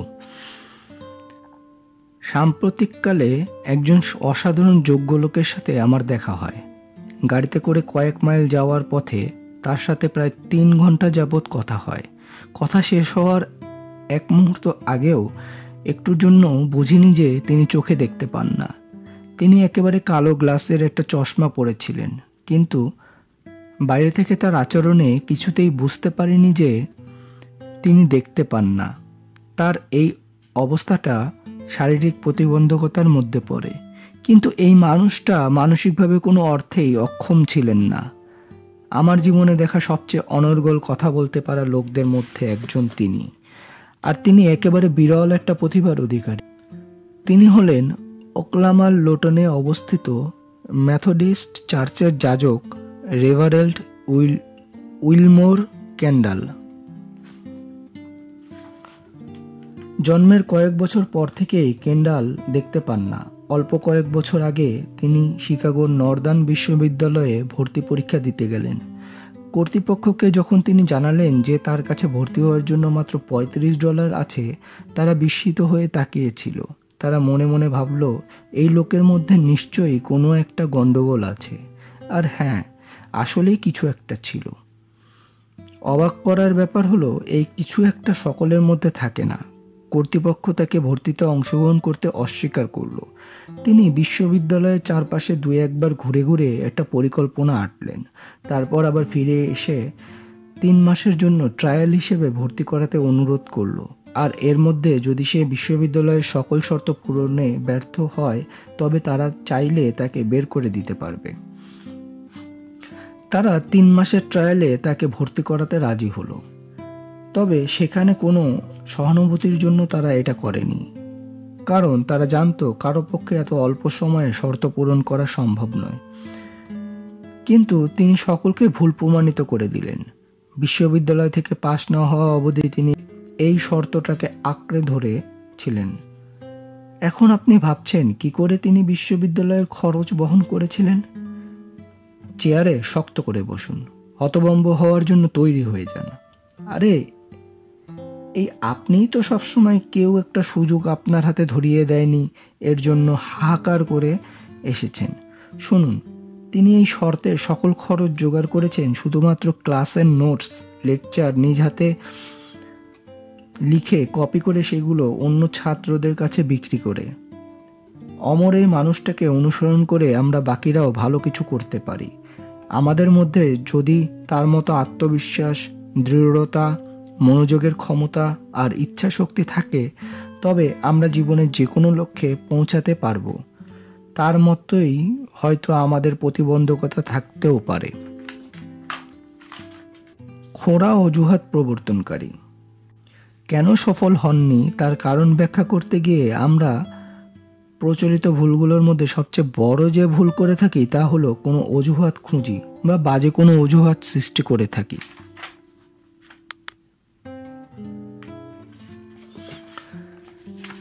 নিজের ব্যর্থতার জন্য এবং দরিদ্রতার জন্য অন্য কাউকে দোষ দিয়ে হয়তো সন্তুষ্টি পাওয়া যায়, কিন্তু এই ধরনের চর্চার মাধ্যমে লক্ষ্যের দিকে এগিয়ে যাওয়া যায় না। যাকে আপনি পছন্দ করেন না বা যার সাথে আপনার বিবাদ রয়েছে বা যারা আপনাকে জীবন সংগ্রাম থেকে দূরে সরিয়ে রেখেছে এবং যখন আপনি ব্যর্থ হন আর তারা খুশি হয়, তাদের ভুল ত্রুটিগুলো খুঁজে সময় ব্যয় করে কোনো লাভ হবে না। কোনো সন্দেহ নেই তাদের মধ্যে খুঁত আছে, ঘাটতি আছে, কিন্তু যে সময়টা তাদের ভুল ত্রুটিগুলো প্রমাণে আপনি ব্যয় করলেন, যেগুলো তাদের মধ্যে সত্যিই আছে, সে সময়টাই আপনার নষ্ট হলো। কারণ যখন এগুলোর প্রমাণ হাতে আসবে তখন আপনার নিজের কোনো কাজে লাগবে না। তার চেয়ে ভালো হয় খুঁজে বার করুন আপনি কেন সফল হননি এবং যে কারণগুলো খুঁজে পেলেন সেগুলো সমাধান করতে চেষ্টা করুন। বন্ধুদেরকে প্রশংসা করে যতটা আনন্দ পাবেন ততটা আনন্দ অন্যের ভুল ত্রুটি খুঁজে পাবেন না, কিন্তু তাদের প্রতি আপনার এই ভালোবাসা ভবিষ্যতে অনেক বেশি কাজে আসবে। সফলতার পথই হলো সংগ্রামের। আমার ছোট ছেলেটা এইমাত্র টলমলে পায়ে আর চোখে কান্না নিয়ে এসে আমার পড়ায় ব্যাঘাত ঘটালো। ছোট্ট ওই টলমলে পায়ে দাঁড়াতে চেষ্টা করে পড়ে গিয়ে ব্যথা পেয়েছে। সে এখন হাঁটা শিখছে। বহুবার পড়ে গিয়ে যদি আবারও চেষ্টা না করে তবে সে কখনো হাঁটা শিখতে পারবে না। ঈগল বাসা তৈরি করে গাছের একেবারে মগডালে, পাহাড়ের চূড়ায়, পাহাড়ের কোনো ফাটলে, যেখানে কোনো শিকারী মানুষ বা প্রাণী উঠে তার বাচ্চাদেরকে ধরতে না পারে। এবং যখন তার মনে হবে যে বাচ্চারা উড়তে শেখার জন্য পরিণত, তখন সে বাচ্চাদেরকে কঠিন বিপদে ফেলে দেয়। সে তাদেরকে পাহাড়ের ধারে নিয়ে গিয়ে ধাক্কা দিয়ে ফেলে দেয়, যাতে করে তারা পড়ে যাওয়ার সময় উড়তে শিখতে পারে। বাচ্চাদেরকে আকস্মিকভাবে নিক্ষেপ করাটা তার দিক থেকে সঠিক ছিল, কিন্তু সে আবার তাদেরকে নিচের দিক থেকে গার্ড দেয়। আর কোনো বাচ্চা যদি উড়তে সক্ষম না হয় তবে তাকে থাবা দিয়ে ধরে নিয়ে আবার বাসায় রেখে দেয় আর পরের দিনের জন্য অপেক্ষা করে, বা একই কাজ পুনরায় করতে থাকে। আর এভাবেই সংগ্রামের মাধ্যমে বাচ্চা ঈগল উড়তে শিখে।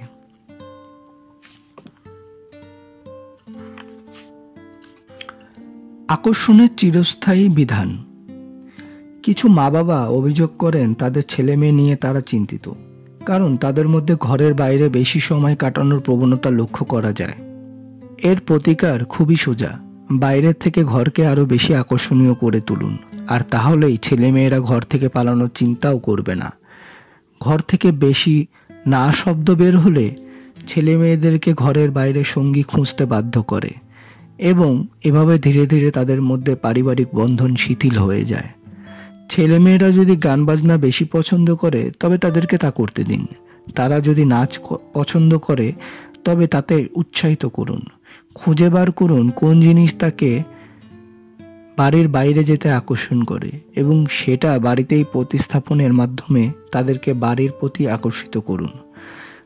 প্রকৃতির স্বাভাবিক বিধিনিষেধের উপেক্ষা করে বাড়তি বিধিনিষেধ আরোপ করলে একজন ব্যক্তি স্বাভাবিকভাবে ঘরের বন্ধন থেকে মুক্ত হয়ে বেরিয়ে যেতে চাইবে। মানব মস্তিষ্ক চাপিয়ে দেয়া যে কোনো কিছুর বিরুদ্ধে প্রবলভাবে বিদ্রোহী। আপনি কাউকে দিয়ে বহু কিছু করিয়ে নিতে পারবেন আকর্ষণের বিধি নিয়মের দ্বারা, বল প্রয়োগের বিধিনিষেধ দ্বারা নয়। একজন ব্যক্তিকে দিয়ে কিছু করানোর দুটি উপায় আছে। একটা হলো বল প্রয়োগ এবং ক্ষমতার ব্যবহারের মাধ্যমে, অন্যটা হলো আকর্ষণের বিধান অনুসরণের মাধ্যমে।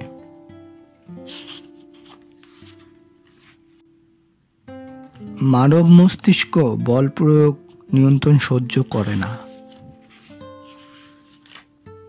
রোড টু সাকসেসের 14 নম্বর গোল্ডেন রুলটি হলো পরমত সহিংসতা।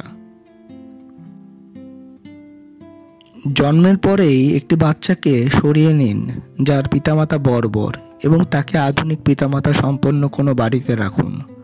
লালন পালন করুন, যেখানে একটা সভ্য পরিবেশ বিরাজ করছে। আর দেখবেন ওই বাচ্চাটা অল্প কিছুদিনের ব্যবধানেই ওই সভ্য পরিবেশের আচার আচরণের বেশিরভাগই শিখে নেবে। যে শারীরিক গঠন সে তার জৈবিক পিতামাতা থেকে পেয়েছে সেটা তার মধ্যে চিরদিনের জন্য থেকে গেলেও যে আধুনিক পরিবেশে আষ্টে পৃষ্ঠে সে বেড়ে উঠেছে সে আচরণ সে মানসিকতা আর তার মধ্যে চিরস্থায়ীভাবে থেকে যাবে। বিশ্বের ৯৯% মানুষের নির্দিষ্ট কোনো না কোনো ধর্মমত, রাজনীতি, অর্থনীতি ও নির্দিষ্ট কোনো পছন্দ অপছন্দ আছে। কারণ ওই সব দর্শন তারা তাদের পিতামাতা বা যাদের সাথে আষ্টে পৃষ্ঠে থাকে তাদের কাছ থেকে ১২ বছর হওয়ার পূর্বেই অর্জন করে থাকে।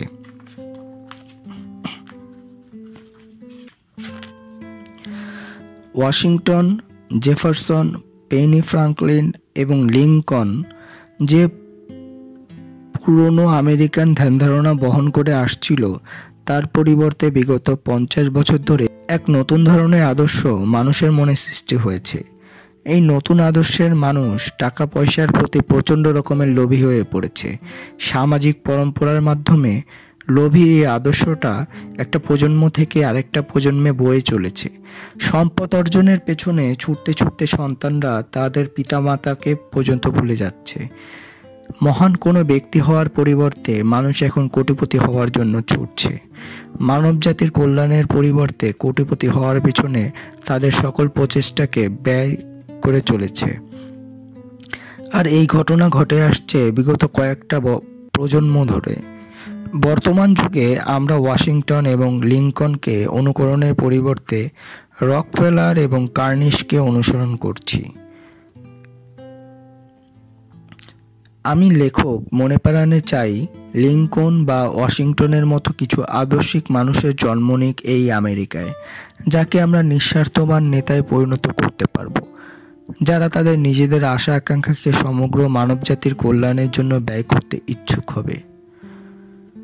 উপাসনালয়, স্কুল আর পত্রপত্রিকার সমন্বিত প্রচেষ্টার মাধ্যমে শুধুমাত্র একটা প্রজন্মের দ্বারাই আমরা ওয়াশিংটন, লিঙ্কন আর জেফারসনের মতো প্রাণপ্রাচুর্যপূর্ণ আদর্শিক নেতৃত্ব তৈরি করতে পারব। এটা করা ছাড়াও আমরা পুরো পৃথিবীর চেহারা পাল্টে দিতে পারি। কোনো কিছু পাওয়ার ইচ্ছার চাইতে কোনো কিছু ত্যাগ ইচ্ছাটাকে বড় করে তুলতে পারি। ধ্বংসাত্মক আচরণকে মহান কিছু গঠন করার আচরণে পরিবর্তন করতে পারি। ব্যক্তি স্বার্থের ঊর্ধ্বে গিয়ে মানব জাতির কল্যাণের জন্য মানুষকে উদ্বুদ্ধ করতে পারি।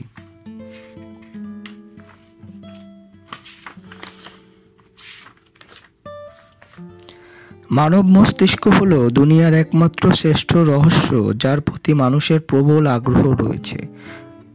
কারণ যখনই মানব মস্তিষ্ককে যথাযথভাবে কোনো নির্দেশনা প্রদান করা হয় তখন সেই সাধারণ কোনো ব্যক্তিও অসাধারণ হয়ে ওঠে। যেহেতু আপনার দুটো চোখ, দুটো কান, দুটো হাত এবং দুটো পা আছে, আর তাই আপনার মস্তিষ্কও দুটো, একটা অন্যটা থেকে সম্পূর্ণ আলাদা ও স্বয়ংসম্পূর্ণ, এবং যদি প্রয়োজন হয় তবে আলাদাভাবে চিন্তাভাবনা করতে পারে, ঠিক যেমনটা চোখ আলাদাভাবে দেখতে পারে। টাকা পয়সা আর সুখ জীবনের অতি প্রয়োজনীয়। এই দুটো কখনো সচল কর্মযোগ্য করা ছাড়া চিরস্থায়ীভাবে একজনের কাছে থেকে যায় না। আপনি যদি ডানহাতি হয়ে থাকেন তবে বাঁ পাশের মস্তিষ্কের কনভলিউশন আপনার কথা বলার জন্য ব্যবহৃত হয়, আর আপনি যদি বামহাতি হয়ে থাকেন তবে ডান পাশের মস্তিষ্কের কনভলিউশন আপনার কথা বলার জন্য ব্যবহৃত হয়। যদি কোনো কিশোর বয়সের কারো মস্তিষ্কের কথা বলার একটা অংশের ক্ষতি হয় তবে অন্য অংশ কথা বলা শিখে নেয়, কিন্তু 50 বছরের কারো যদি ব্রোকাস কনভলিউশন ক্ষতি হয় তবে তার বাকি জীবনের কথা বলার ক্ষমতা নষ্ট হবে। ঠিক যেমন বয়স্ক কুকুরকে শিকারি করা যায় না, তেমনি বয়স বাড়ার সাথে সাথে মস্তিষ্ক কঠিন হতে থাকে।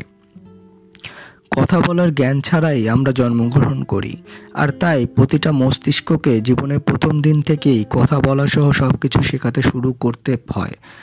একটা বাচ্চাকে তখন থেকেই শিক্ষাদান শুরু করতে হয় যখন থেকে তাকে যা নির্দেশ করা হয় আর সে তা চিনতে পারে।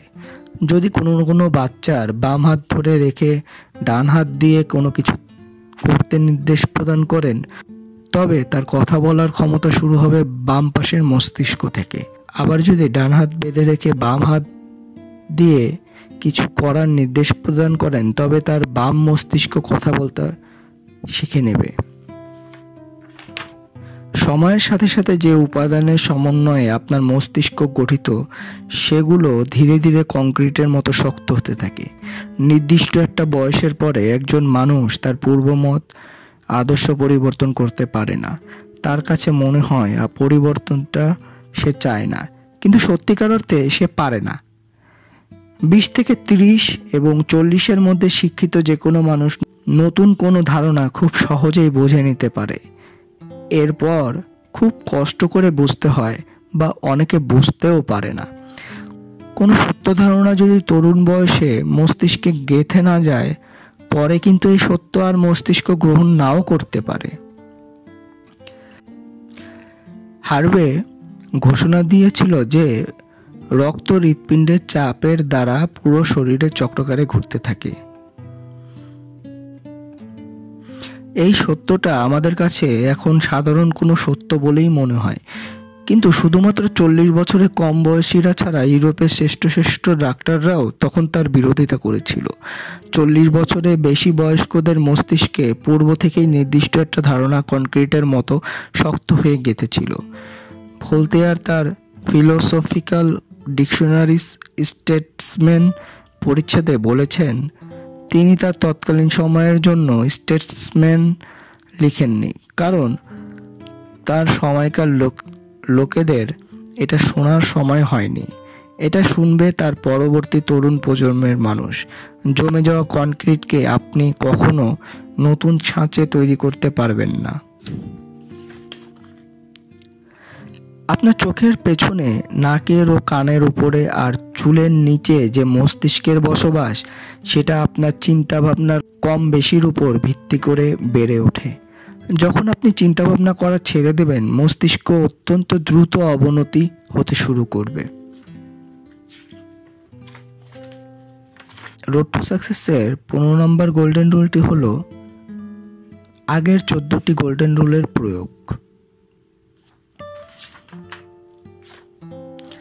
মানুষ গোল্ডেন রুল প্রয়োগ করা ছাড়াও প্রচুর পরিমাণে সম্পদের মালিক হতে পারবেন বা টাকা পয়সা অর্জন করার পর তা নিয়ে সুখীও হতে পারেন। আর তাই 15টি ফ্যাক্টরস বা সক্ষমতাকে সমন্বিত করে প্রচেষ্টা করার কথা উল্লেখ করা হচ্ছে এমন একটা উপায়ে যেটা সত্যিকারের সফলতা বয়ে আনবে, যে সফলতার মধ্যে সুখ আষ্টে পৃষ্ঠে জড়িয়ে থাকে। একজন ব্যক্তি প্রথমে 14টা ফ্যাক্টরকে খুব সহজেই নিজের নিয়ন্ত্রণে নিয়ে আসতে পারেন, কিন্তু তিনি যদি 15 নম্বরটি দ্বারা এই 14টিকে পরিচালিত করতে না পারেন, তবে তিনি কিছুতেই চিরস্থায়ী সুখের অধিকারী হতে পারবেন না। প্রায় সকল মহান অর্জনগুলো আসে প্রচণ্ড সংগ্রামের মধ্য দিয়ে। প্রকৃতি এমনভাবে নিজেকে সাজিয়ে রেখেছে যাতে করে সকল প্রাণীকেই তার সাথে সংগ্রামে অবতীর্ণ হতে হয়। আমাদের মধ্যে যারা মহান, তারা আমাদের জানার চাইতেও অনেক বেশি সংগ্রাম করেন। প্রকৃতি আমাদের মনের মধ্যে আকাঙ্ক্ষার বীজ বপন করে দেয়, আর তারপর সেই আকাঙ্ক্ষিত বস্তুর চারপাশে প্রচুর বাধার সৃষ্টি করে রাখে, যাতে করে সেটা পেতে হলে আমাদেরকে অবশ্যই ওই বাধাগুলোকে উত্তরে যেতে হয়।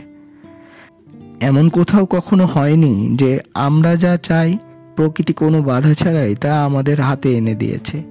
আমরা যা অর্জন করি তা পেতে আমাদেরকে সে আকাঙ্ক্ষিত করে তোলে এবং এর জন্য সে আমাদের কাছ থেকে প্রতিদান দিতে বাধ্য করে। মানব হৃদয়ের প্রচণ্ড আকাঙ্ক্ষাগুলোর মধ্যে একটা হলো সম্পদের মালিক হওয়া।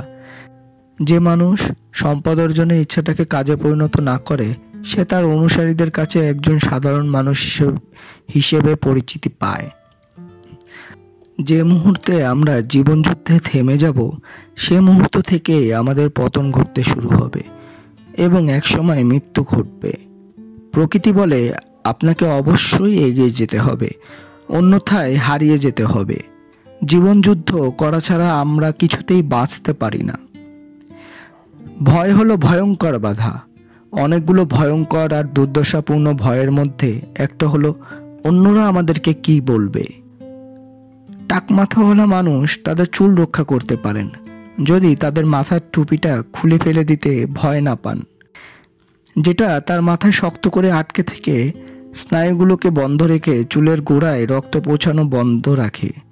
কিন্তু মানুষ কি বলবে এই ভয় মাথা থেকে টুপি সরাতে দেয় না। সম্প্রতি আমরা একজনকে জিজ্ঞেস করেছিলাম ধর্মঘটের আসল কারণ বলে তার কাছে কোনটাকে মনে হয়।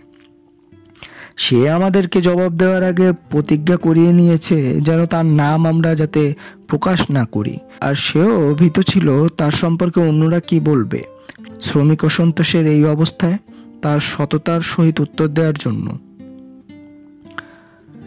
এই অনির্দিষ্ট কাল্পনিক অন্যরা বহু প্রতিভাবান লোককে তাদের নিজেদের গণ্ডিতে আটকে রাখতে বাধ্য করেছে। ধরুন মানুষ আপনার সমালোচনা করছে, তাতে কি? যে কোনো একজন বোকাও তো সমালোচনা করতে পারে, আর বহু মানুষই তো সমালোচনা করে থাকে। কিন্তু এই সমালোচনা নিজেদেরকে ছাড়া আর অন্য কাউকেই কষ্ট দিতে পারে না। আসলে তারা যা তাই তারা করতে পছন্দ করে। এই লাইনগুলো কম্পোজ করছে যে টাইপরাইটার, তার টেবিলের সামনে বড় করে লেখা আছে, আমি প্রতিদিন সকল দিক থেকে আরো বেশি সফল হচ্ছি। মিস্টার এডিসন পৃথিবীর শ্রেষ্ঠ বৈজ্ঞানিক হিসেবে স্বীকৃতি পেয়েছেন শুধুমাত্র অন্য সবার চেয়ে বেশি বুদ্ধিসম্পন্ন বলে নয়, বরং তার কাছে একটা বুদ্ধিজ্ঞান সম্পন্ন মানসিকতা ছিল বলে, এবং তিনি সেটাকে প্রতিনিয়ত আরো উন্নত করার কাজে লাগিয়েছেন বলে। কেন্টার্কিতে অবস্থিত লুইস ভ্যালির শেষের দিকে বাস করেন মিস্টার কুক। সত্যিকার অর্থে তার পা নেই, আর তাই তাকে হুইল চেয়ারে বসে যেতে হয়। অথচ এই মিস্টার কুক একটা বিশাল কোম্পানির পরিচালক, একজন কোটিপতি। এই সব কিছুই তার নিজ প্রচেষ্টার মাধ্যমে হয়েছে। জন্ম থেকেই তার এই পঙ্গুত্ব অবস্থা, অর্থাৎ পঙ্গু অবস্থায় তার জন্ম হয়েছে। নিউ ইয়র্ক শহরের 5th অ্যাভিনিউতে সামর্থ্যবান সুস্থ শরীর আর সক্ষম মস্তিষ্কওয়ালা পা নেই এমন তরুণকে দেখবেন যে মাথায় ক্যাপ দিয়ে গড়িয়ে গড়িয়ে ভিক্ষা করছে। লুইভিল আর মিস্টার কুক তার মস্তিষ্ককে যেভাবে কাজে লাগিয়েছেন, এই তরুণ যদি তাকে অনুসরণ করত তবে সে যে কোনো কিছু করতে পারত। হেনরি ফোর্ডের এত $1,00,000 ছিল যে এগুলো দিয়ে তিনি কি করবেন তা জানা ছিল না। কোনো শিক্ষা দীক্ষা না থাকায় এই তো কয়েক বছর আগেও তিনি একটা মেশিনারির দোকানের শ্রমিক ছিলেন। সেখানে তার খুবই কম মূলধন থাকায় সুযোগও কম ছিল। আর এখন তার মতোই বহু মানুষ তার চেয়ে আরো ভালো বুদ্ধিমত্তা নিয়েও তারই আশেপাশে শ্রমিকের কাজ করছে। দারিদ্রতার চেতনাবোধকে ফোর্ড দূরে ঠেলে দিয়ে সফলতা নিয়ে ভেবেছেন, আর তা অর্জনও করেছেন। উইসকনসিনের অধিবাসী মিলো সি জনস প্যারালাইসিসে আক্রান্ত হয়েছিল। অন্য কারো সাহায্য ছাড়া তিনি বিছানার এক পাশ থেকে অন্য পাশে কাত হতে পারতেন না, এমনকি নড়াচড়াও করতে পারতেন না। তার শরীরের সমস্ত অঙ্গ প্রত্যঙ্গ বাস্তবিক অর্থে অপ্রয়োজনীয় ছিল, কিন্তু তার মস্তিষ্কে কোনো সমস্যা ছিল না। আর তাই সম্ভবত তার জীবনের প্রথমবারের মতো তার মস্তিষ্ক দ্রুত কাজ করতে শুরু করলো। পিঠের উপর ভর দিয়ে শুয়ে থেকে জনস এর মস্তিষ্ক নির্দিষ্ট একটা পরিকল্পনা করতে শুরু করলো। তার পরিকল্পনা অত্যন্ত সাদামাটা ছিল, কিন্তু সেটা ছিল নির্দিষ্ট এবং সঠিক একটা পরিকল্পনা। তিনি আচারের ব্যবসা করার সিদ্ধান্ত নিলেন। তার পরিবারের সকলকে ডেকে পরিকল্পনাটার কথা বললেন এবং পরিকল্পনায় কার কি কাজ তা বুঝিয়ে দিতে শুরু করলেন। শুধুমাত্র কথার শক্তি ব্যবহার ছাড়া অন্য কোনো সাহায্য না করেও জনস বিশাল একটা আচার ব্যবসা দাঁড় করান এবং 10 বছরে কম সময়ের মধ্যে তিনি অত্যন্ত ভালো পরিমাণে ভবিষ্যৎ সঞ্চয় করেছেন। এই সবই সম্পন্ন হয়েছে তাকে প্যারালাইসিসে আক্রান্ত এবং শারীরিকভাবে আয় করতে অক্ষম করে দেওয়ার পর। যেখানে চিন্তা করার ক্ষমতা থাকে সেখানে সক্ষমতা বিদ্যমান। মানুষের মধ্যে যে সক্ষমতার পার্থক্য থাকে তা তাদের ভাবনা চিন্তার যন্ত্রের ব্যবহারের উপর ভিত্তি করে। বুদ্ধিসম্পন্ন ভাবনা চিন্তা মানুষকে উন্নতির শিখরে নিয়ে যায়। এটার অভাব তাদেরকে সারা জীবন দুঃখ কষ্ট, দারিদ্র্য আর অভাবে জর্জরিত করে রাখে। হেনরি ফোর্ড লক্ষ লক্ষ ডলারের মালিক হয়েছেন কারণ তিনি প্রথমে $1,00,000 কল্পনা করেছিলেন এবং নিজের বুদ্ধিমত্তা সম্পন্ন প্রচেষ্টাকে কাজে লাগিয়েছেন। ফোর্ডের পূর্বে অন্য সকল যন্ত্র নির্মাতারা সপ্তাহে একটা ইনভোপের কল্পনা করেছিলেন, আর সেটাই তারা সারা জীবন পেয়ে গেছেন। সপ্তাহে পারিশ্রমিকের চেয়ে বেশি পাবেন এমনটা তাদের চাহিদা ছিল না, আর তাই পাননি।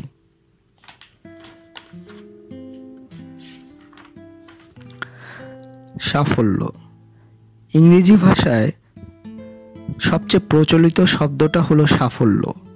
সকলেই এটাকে পেতে চায়, কিন্তু সামান্য লোকই সফল হতে পারে।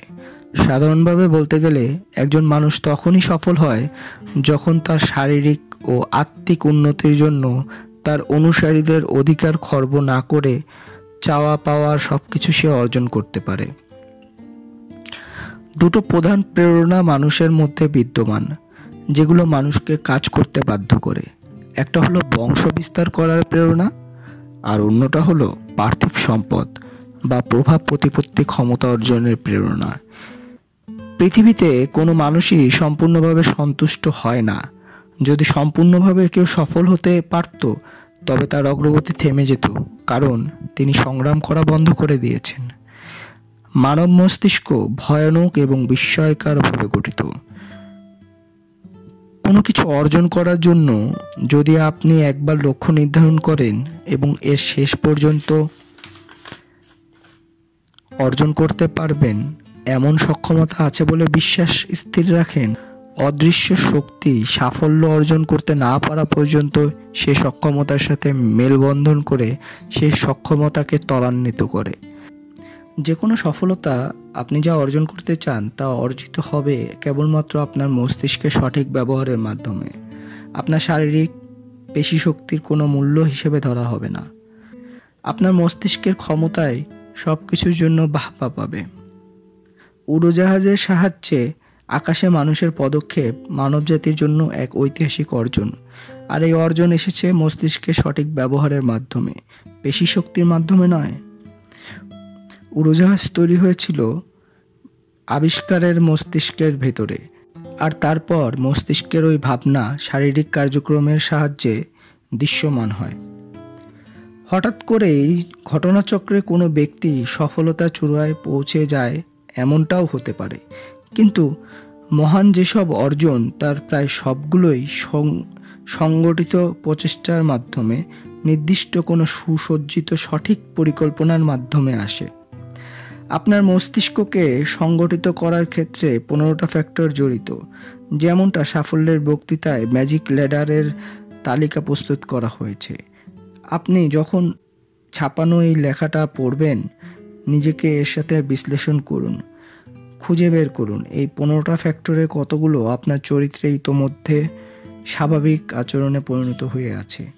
পড়া শেষ হলে এই 15টা ফ্যাক্টরের সাহায্যে আপনার মন মস্তিষ্ককে সংগঠিত করুন, আর তাহলে সাফল্য আপনার থেকে খুব বেশি দূরে থাকবে না।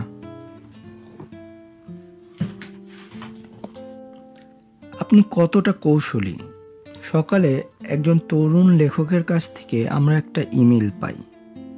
সেই লেখক আমাদেরকে ভীষণ পীড়াদায়ক কিছু লিখেছে, কারণ সে নাকি একটা কাজে আমাদের অ্যাসিস্ট্যান্টকে সন্তুষ্ট করতে ব্যর্থ হয়, আর তাই অ্যাসিস্ট্যান্ট তাকে চলে যেতে বাধ্য করে। কোনো কিছুর পেছনে ছুটে তা পেতে ব্যর্থ হলে আপনি অত্যন্ত ভাগ্যবান, যদি ওই ব্যর্থতার পেছনের কারণ হিসাবে আপনার নিজের সক্ষমতার অভাব বা অন্যকে প্ররোচিত করার ক্ষমতার অভাবকে দায়ী করেন। আর আপনি অত্যন্ত দুর্ভাগ্যবান হবেন যদি আমাদেরকে পাঠানো ওই চিঠিদাতার মতো হয়ে থাকেন, মানে ওই সেই তরুণ লেখক যে আমাদেরকে ইমেল করেছিলেন, যে তার নিজের অক্ষমতার জন্য যার কাছে সুযোগ প্রত্যাশা করেছিল বা যার কাছে বিক্রি করতে ব্যর্থ হয়েছিল তাকে দায়ী করে।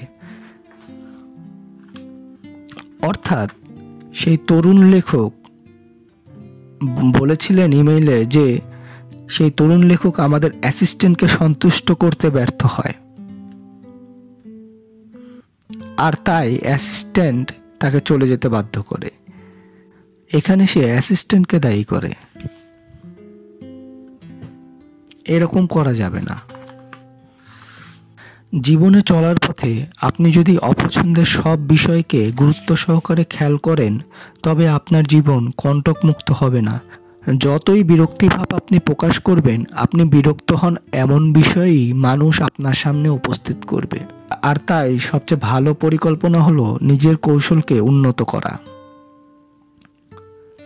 ডেল কার্নেগি কোটিপতি হয়েছিলেন সত্যিকার নেতৃত্ব দেওয়ার মতো সক্ষমতা ছিল এমন কিছু লোক নির্বাচন করে ও তাদের বেতন সীমাবদ্ধ না করে দিয়ে। এই একই নীতি অনুসরণ করে সোয়াব স্টিল শিল্প কারখানায় নিজেকে শ্রেষ্ঠ প্রভাবশালী হিসেবে প্রতিষ্ঠিত করেছিলেন। মিস্টার সোয়াব চাইলেই কয়েক বছর আগে ইউজিন গ্রেস অর্থাৎ বেথলেহেম স্টিল কোম্পানির প্রেসিডেন্ট তার সেবা বছরে 25 থেকে 50 হাজার ডলারে ক্রয় করতে পারতেন, কিন্তু তিনি মিস্টার গ্রেসকে সকল দায়িত্ব বুঝিয়ে দিলেন এবং তাকে তার নিজের বেতন জোগাড় করে নেয়ার সুযোগ দিলেন। তিনি অত্যন্ত বিজ্ঞ নেতৃস্থানীয় মানুষ, আর তাই বুঝতে পেরেছিলেন যখন উচ্চ পর্যায়ের কারো সেবা ব্যবহার করতে হয় তখন তাদেরকে বল প্রয়োগের মাধ্যমে যতটা সম্ভব কম পারিশ্রমিক প্রদান করা বোকামি। তার চেয়ে বহুগুণে ভালো পরিকল্পনা হলো এমন একজনকে নির্বাচন করা যার সক্ষমতা অনুন্নত এবং তারপর তার কাঁধে যথেষ্ট পরিমাণের দায়িত্ব চাপিয়ে দেয়া আর তাকে যথেষ্ট পারিশ্রমিক প্রদান করে তার মধ্যকার সক্ষমতার সর্বোচ্চটুকু নিংড়িয়ে বের করে আনা। তিনি অত্যন্ত বুদ্ধিমত্তার সহিত এবং সন্তুষ্টি সহকারে কয়েক শত মানুষকে পরিচালিত করতে পারেন বা তাদের প্রত্যেককে পূর্বের চেয়ে 5 থেকে 10 গুণ বেশি আয় করতে সাহায্য করতে পারেন এমন একজন যোগ্য নেতার সেবার বিনিময়ে বছরে $50,000 প্রদান করা খুব বেশি কিছু নয়। যে যেমন তার জন্য জোটেও তেমন।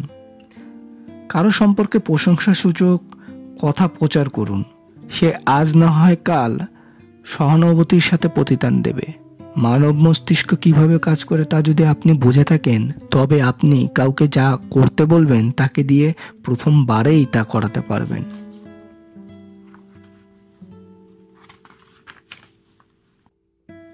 ভিডিওটি ভালো লেগে থাকলে আপনারা এই চ্যানেলটিতে সাবস্ক্রাইব করবেন আর লাইক করবেন, আর কোনো মতামত জানানোর জন্য কমেন্ট করবেন। আর যদি আপনারা চান অন্য কাউকে এই ভিডিওটি শোনাতে, তাহলে তাকে শেয়ার করতে পারেন। Thank you.